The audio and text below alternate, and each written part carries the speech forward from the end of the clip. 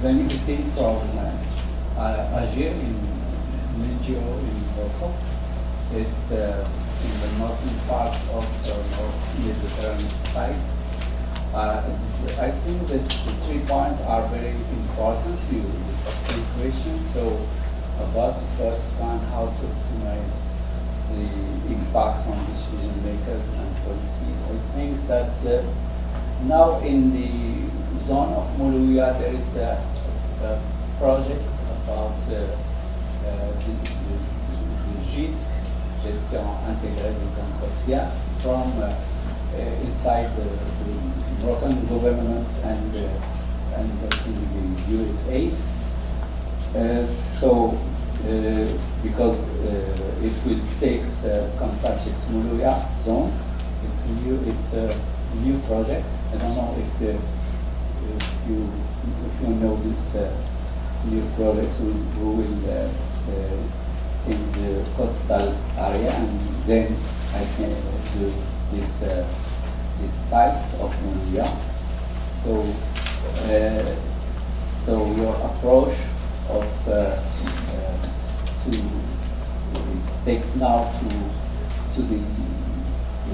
how to ensure sustainable institutional and financial support. So maybe there is big support, financial support. So how to link your project and as observatory, it would be a good maybe a good element to be involved in this program, not to have maybe multi-actions and after how to optimize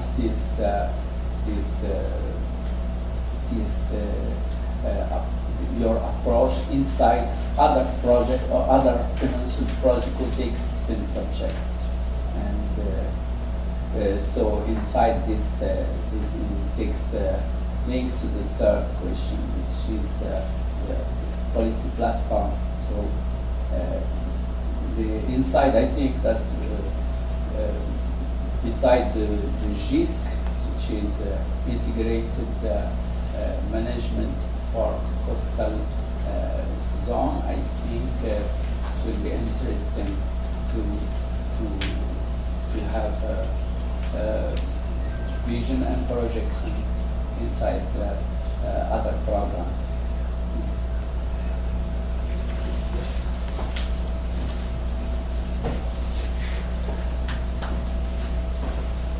Hello, my name is Ramzi Ali. I represent Association des Amis des Oiseaux, Tunisia. My question is about your future plan action to conserve ABA implanted on port area in North Africa. And thanks. Your future plan action. And thanks.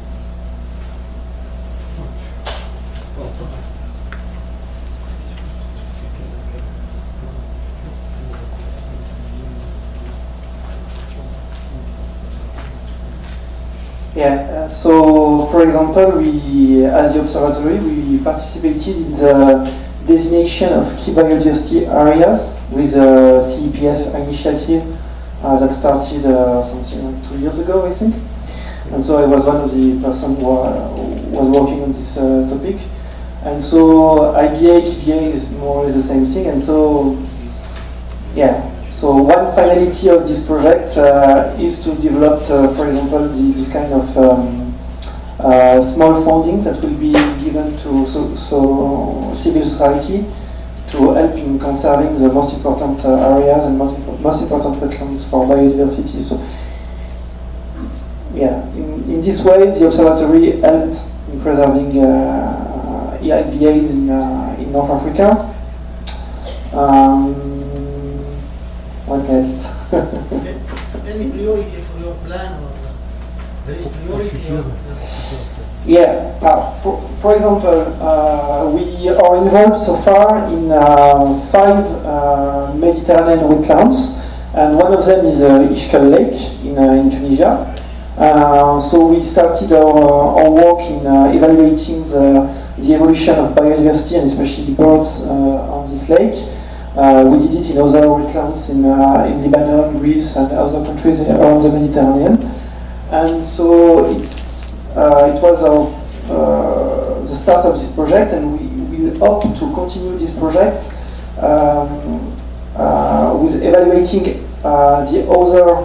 So what we did is to evaluate the status of entrance of biodiversity and of wetlands. But what we like to do now is to evaluate the other boxes I was presenting in the model monitoring and evaluation framework I was presenting earlier, like the pressures, like the responses the society developed. And well, Shell, for example, is quite a good example because we have lots of data, many people studied already many things there, and so it could be one case study we could develop. And we could do in other sites as well, but we are a quite small coordination unit. But so what we hope now is to just show the example with some case studies and perhaps teach other organizations, local organizations, in doing the same. So it's one of the projects we are trying to develop, is to build capacity in North African countries, so in Algeria, Tunisia, and Morocco. And in the 2 next year, it's one of our missions.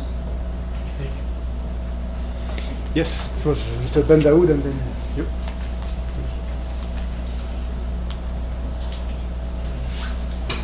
Oui, bonjour, je suis M. Ben Daoud, association algérienne, environnement. Je me pose une question qui est un peu en marche d'exposer mais en fait de vos recherches.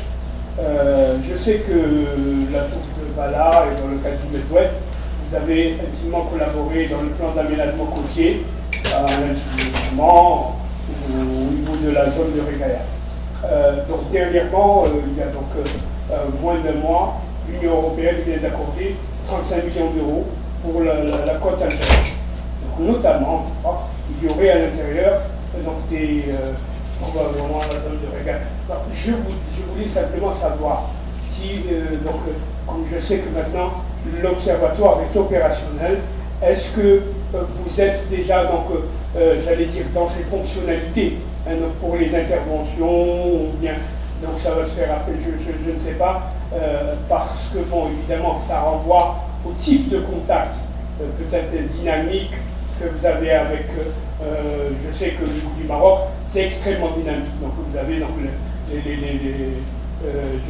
des juges peut-être, mais je sais que, donc, M. Lee me regarde, que au niveau des zones humides, etc., c'est bien pris en charge. Cela ne veut pas dire que c'est mal pris en charge. Je pense que c'est pris en charge de façon statique. Voilà. Je pense à ce vrai, je prie de bien vouloir me corriger. Merci.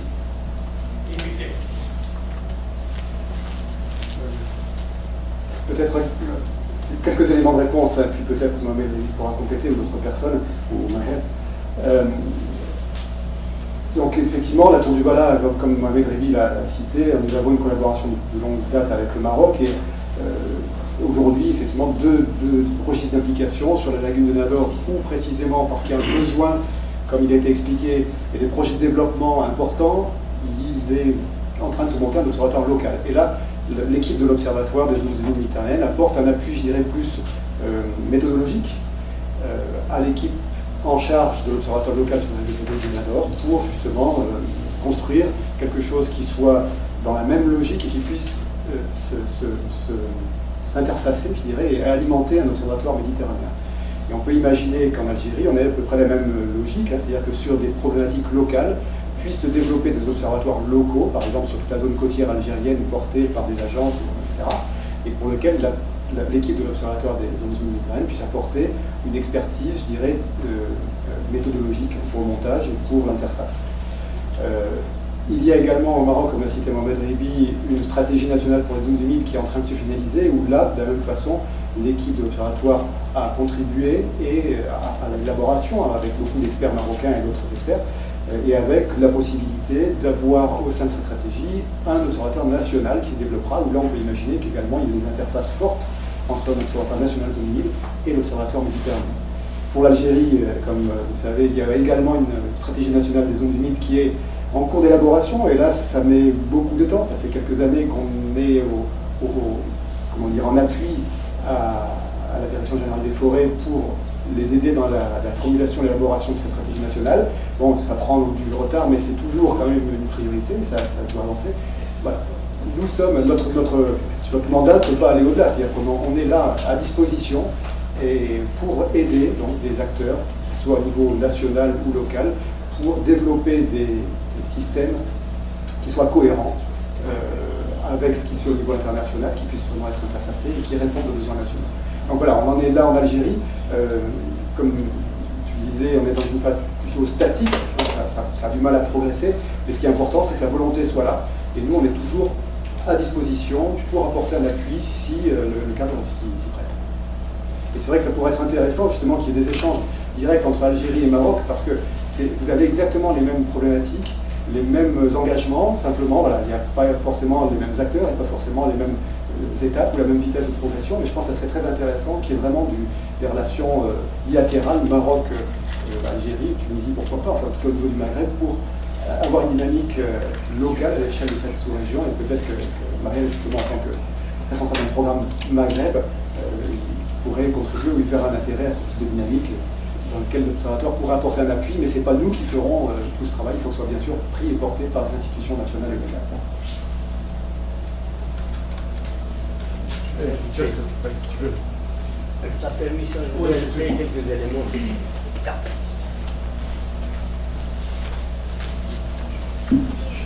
Oui, c'est Daoud. Je voulais ajouter quelques éléments, pas de réponse, mais d'information et peut-être de réflexion par rapport à ce que disait Jean.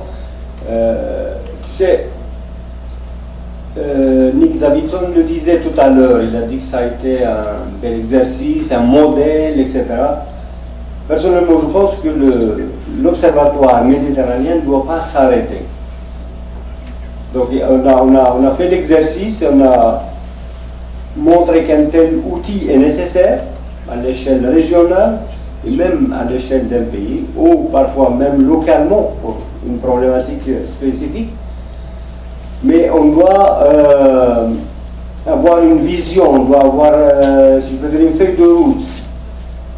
Et là, on doit mettre quelques objectifs qui doivent vraiment concerner, à mon avis, le niveau national, parce que nous avons tous besoin d'observatoires.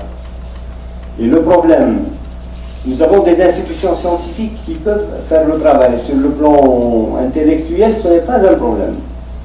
Et le problème, c'est là, c'est au niveau de ce deuxième point. C'est vraiment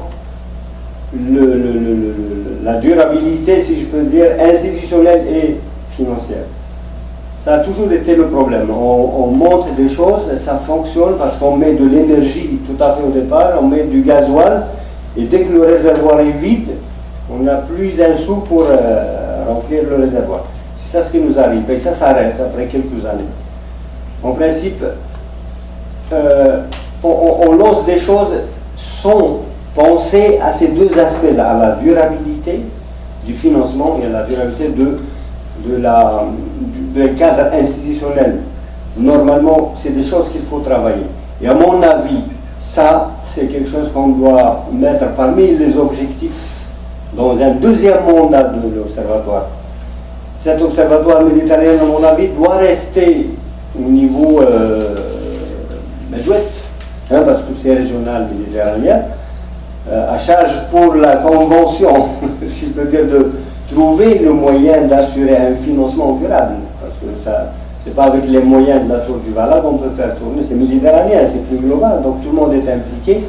Je ne sais pas, on peut trouver des formules, mettre un peu plus d'argent dans les cotisations des pays au niveau Medouette, au niveau Ramsar, je n'en sais rien.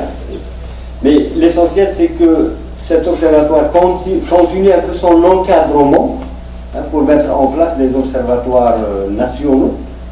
Et ces observatoires nationaux doivent, dès le départ, avoir un système de gestion financière et institutionnelle.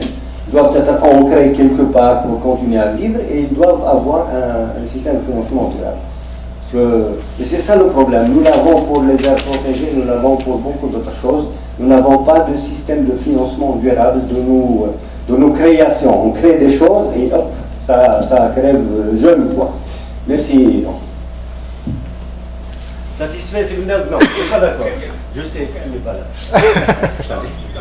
J'attendais la réponse sportive. Je suis Sahli Gadoun du ministère de l'Environnement de la Tunisie. Moi, personnellement, je n'ai pas travaillé beaucoup avec le Tourévala, mais je sais que nous avons beaucoup de travail en Tunisie avec le centre. Je sais que c'est l'Agence nationale de protection de la nature qui travaille couramment. J'entends beaucoup ce qui se passe. Malheureusement, je n'avais pas beaucoup de contact avec le Tourévala. Pourtant, je travaille dans ce thème. Le problème, je vois au niveau national, au niveau de la Tunisie, je vois qu'il y a un grand problème parce qu'il n'y a pas un cadre juridique de protection des zones humides. Nous avons maintenant à peu près une quarantaine de sites Ramsar. Mais le problème, c'est un avis personnel, il y a beaucoup de sites qui souffrent vraiment. Et le comité national de zones Ramsar, nous avons quelques mois qu'on a commencé à créer le comité national, mais pas encore. Et je sais que nous avons maintenant, je vais citer l'exemple, le patrimoine national de l'Ishkel. Il est jusqu'à maintenant sur la liste de Ramsar. Pourtant, il était sur la liste du patrimoine naturel. On a enlevé de la liste en 2006. Nous avons fait un travail énorme pour qu'il sorte de cette liste rouge. Et il a démontré une résilience assez importante des écosystèmes dans la zone. Et pourtant, il y a des gens qui, jusqu'à maintenant, ont peur. Malheureusement, peur parce que s'il y a un grand problème au niveau de gouvernance de tous les aires protégées ou des zones humides, il y a vraiment un manque au niveau des gestionnaires de ces sites des zones humides qui n'ont pas les spécialités adéquates pour gérer. Donc il y a un manque de formation de ces gens-là. Donc je vois qu'il y a un grand problème, mais le problème principal, maintenant on essaie avec nos amis en Tunisie de classer les sites en tant que réserve naturelle, le parc national, pour un minimum de protéger pour le moment. Mais il y a un grand problème que je crois que le cadre juridique doit être encore un peu étudié. Et nous avons un grand problème au niveau institutionnel et des problèmes de gouvernance au niveau des sites. Je vous remercie.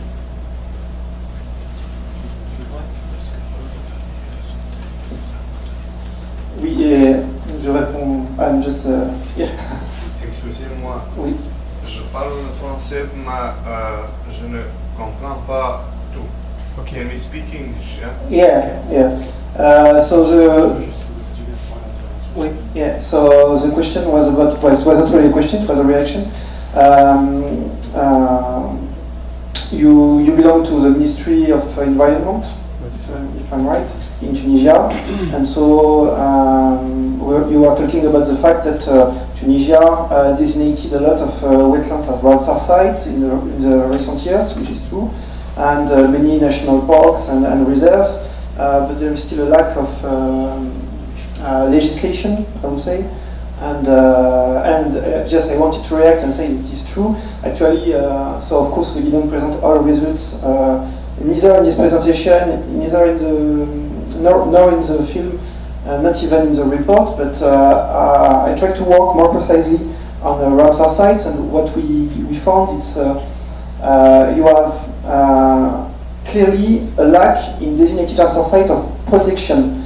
So sometimes Ramsar sites are designated, nominated, but there is no protection, no management plan afterwards, and so it can be a problem if you want to preserve really well the site.